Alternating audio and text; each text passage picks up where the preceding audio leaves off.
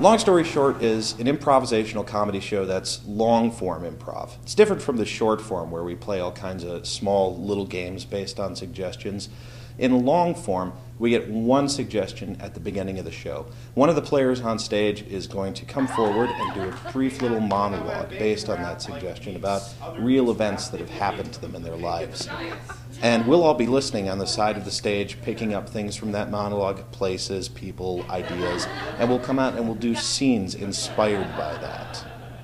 I would like for you to come to my house for Thanksgiving. And meet your family? And meet my whole family. Oh, Jerome! Oh, Chantilly. I always date girls named after Big Bopper songs.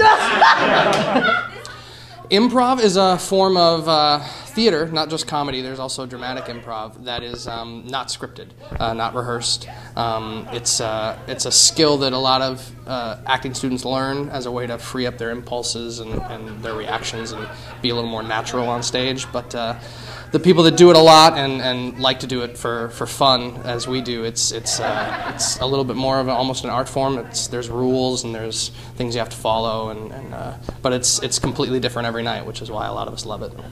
It's a very pure form of theatrical creation. You get a very short amount of time to work with people and build a structure, and then once its time is over, you kind of just dismiss it completely. Son of a But I always compare it to building sandcastles on the beach. You work really hard on it, you work on it with friends, it's big, it's gorgeous, and then it's gone. And then you start building the next one. Improv is, just coming up with everything off the top of your head. It's just going up there with no preparation and just kind of trusting yourself and trusting the other players on your team. My favorite part of improv, it varies from show to show. Sometimes it's right before the show, and sometimes if it's a really bad show, it's when the show ends. But I almost always get a little, still, even after all these years of doing it, I still get a little flutter of excitement right before the show starts. It's something that I can have a lot of fun doing on the weekends, that I get to drink while I do it, and I get paid to do it. So my favorite part of improv would just be the sort of the pure moment on stage. Before the show, you're thinking about all sorts of different things, and then after the show, especially if you've been doing it for a while, you've completely forgotten what you've done during the show. But it's right there when you're in that moment, working with all the people on stage. That is absolutely my favorite. There is no improv without the audience, and not just for the simple reason that they give us the suggestion that starts the show. I mean, that's true too, but without an audience, it's just an exercise. It's just something you do to practice. With an audience, it becomes a whole performance in a show.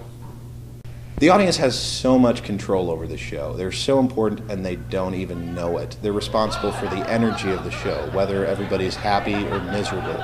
They're responsible for the content of the show when it comes to giving us the suggestions that feed all of our scenes and games. The audience, I think, sometimes should work harder than the players, but not even realize that they are.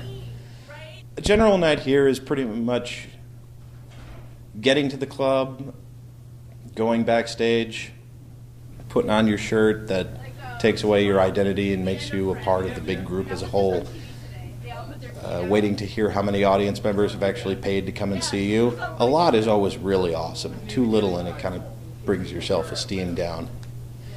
And then you psych yourself up, and you really psych yourself up to go out on stage, make a complete fool of yourself, and not care about it one little bit.